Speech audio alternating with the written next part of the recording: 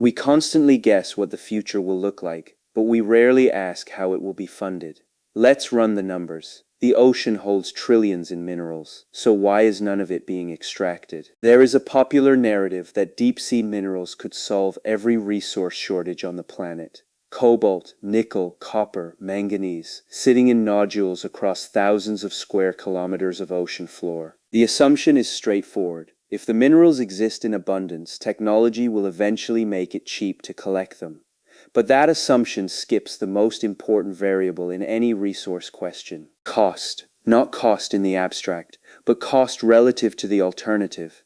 In economics, it is called comparative advantage, and it controls whether a resource ever leaves the ground, or in this case, the seafloor. Here is the economic mystery. The minerals are real, the demand is real, but the math may not work, and if it does not, the ocean stays untouched for reasons unrelated to engineering. Follow the incentive structure. That is what this episode is about. We are tracing the economics of deep-sea mining from the ocean floor to the balance sheet, and finding where the bottleneck sits. Start with why people believe the ocean is the answer. Global demand for nickel, cobalt, and copper is climbing. Batteries, electronics, infrastructure, they all need these metals. And terrestrial mines have limits. The scarcity narrative is powerful because it feels intuitive. If deposits run low, go deeper, go farther, go to the ocean. But scarcity is not a physical condition, it is an economic one. It comes down to scarcity, but the relevant scarcity is not the mineral itself, it is economic access at a price the market will bear. That is where the ocean story starts to fracture. The problem is that terrestrial mines are not actually running out.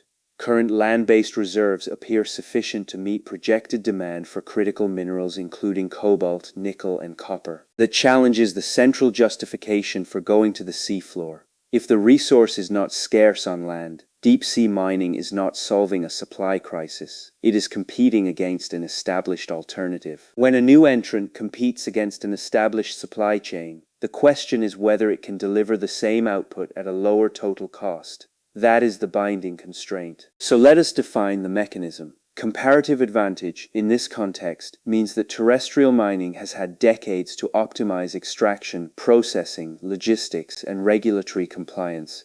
Every step in that chain has been refined. Deep-sea mining, by contrast, must build every one of those steps from scratch. New equipment, new supply lines, new legal frameworks, new environmental protocols. Each of those carries a cost premium over the mature alternative. Interestingly, the issue is not that each cost is prohibitive. It is that they stack. Deep water vessels, collectors, riser systems, and processing facilities all compound before a single ton of metal is sold. Now consider yield. A three-dimensional terrestrial mine can extract roughly 564 tons of nickel per hectare over its lifetime, accessing dense vertical deposits concentrated by geological processes. The seafloor is different. It is two-dimensional. Nodules sit on the surface, scattered thinly. The yield is approximately 1.5 tons per hectare, a factor of roughly 376 to 1. Under some estimates, matching the output of a single terrestrial mine could require disturbing 500 to 2,000 times more area on the seafloor.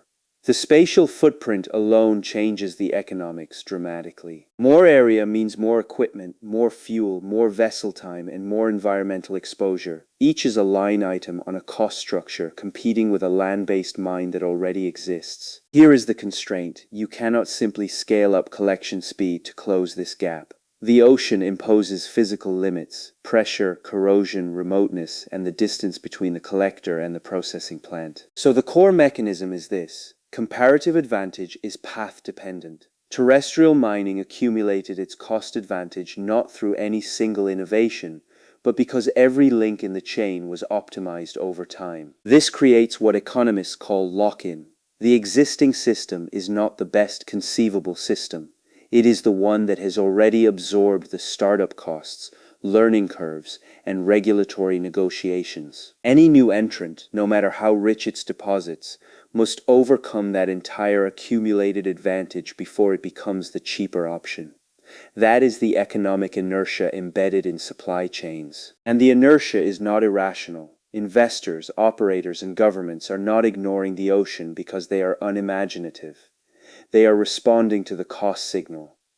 The cost signal says land is still cheaper. Under this assumption, deep-sea mining needs one of two things to become viable.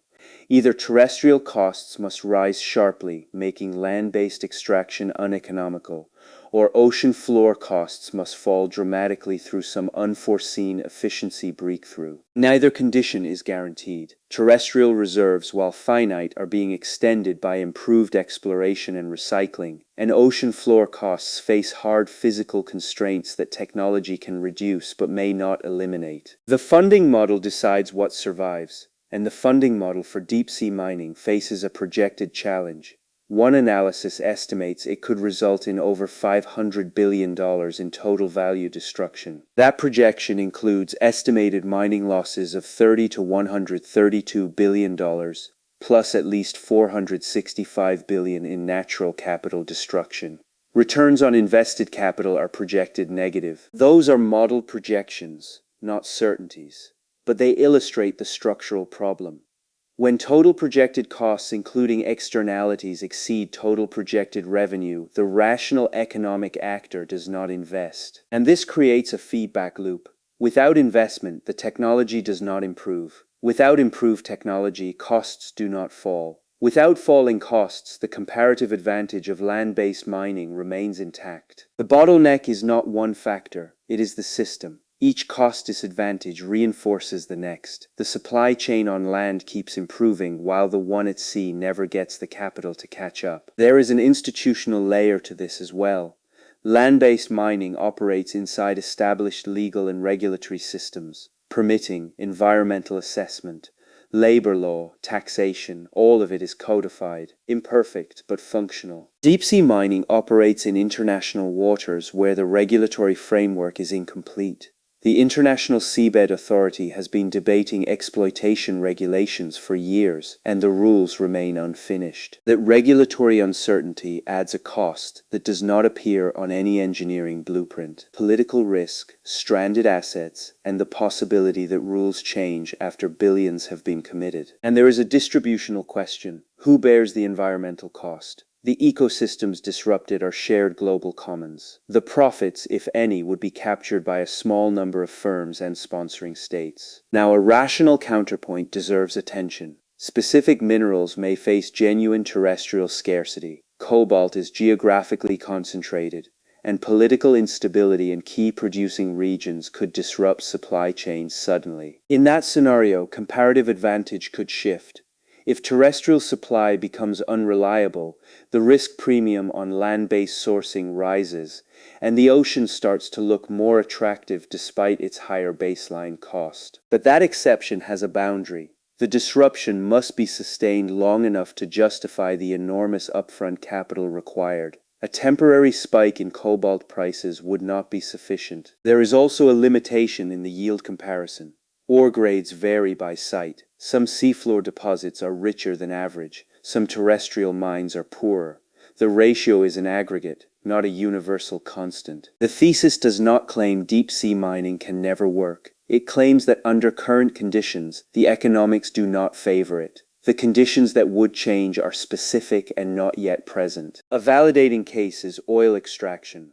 Offshore oil was once far more expensive than onshore production. It became viable only after decades of sustained high prices, subsidies, and repeated technology cycles. Deep-sea mining may follow that path eventually, but the analogy has limits. Oil had no terrestrial substitute at scale. Nickel, cobalt, and copper do. And that difference changes the incentive structure entirely. So here is the resolution. We asked at the start why the ocean's minerals remain untouched despite massive demand. The answer is not technology, it is not ignorance, it is comparative advantage. Terrestrial supply chains have had decades to accumulate cost advantages. Deep-sea mining must overcome that entire margin before it becomes cheaper. The physical constraints of the ocean make that margin difficult to close. The yield gap compounds the problem further. Harvesting thinly scattered two-dimensional deposits requires vastly more infrastructure per unit of output than accessing concentrated three-dimensional ore bodies on land. The model projections suggest negative returns and hundreds of billions in potential value destruction. Even if only partially accurate, The financial case for large-scale deployment is weak under current assumptions. The regulatory vacuum adds yet another layer of risk. Without clear international rules, investors face stranded assets. Capital committed today could be rendered unrecoverable by a regulatory change tomorrow. The distributional mismatch is stark. Environmental costs are shared globally, but profits would be captured privately. That creates a political economy problem that could delay or block commercial operations. Change the assumption, change the equilibrium. If terrestrial reserves deplete faster than projected, if recycling fails, and if sustained high prices justify decades of commitment, the ocean could become viable. But that is a conditional scenario, not a forecast. The default trajectory, under current conditions, is that land-based mining continues to hold the cost advantage, and the ocean floor remains economically inaccessible at scale. The bottleneck is economic, not technological, and that distinction matters because it means the barrier will not disappear simply because engineers build a better collector. It will move only when the entire cost structure shifts. So what does this mean in practice? When you hear a headline about ocean floor riches, ask one question first. What does it cost to extract compared to the existing terrestrial alternative? If the answer is significantly more expensive, the resource is real but the industry is not viable. Abundance underground or underwater does not equal economic accessibility. Second, separate the technology question from the economics question. A collector that works at depth is an engineering achievement. One that produces metal cheaper than a landmine is economic. Different problems. Third, watch cost signals. If terrestrial mining costs rise persistently, not a temporary spike but a sustained structural trend, that is when the ocean becomes a serious economic contender. Until then, the economic inertia of land-based supply chains remains the dominant force. Scarcity sets the price.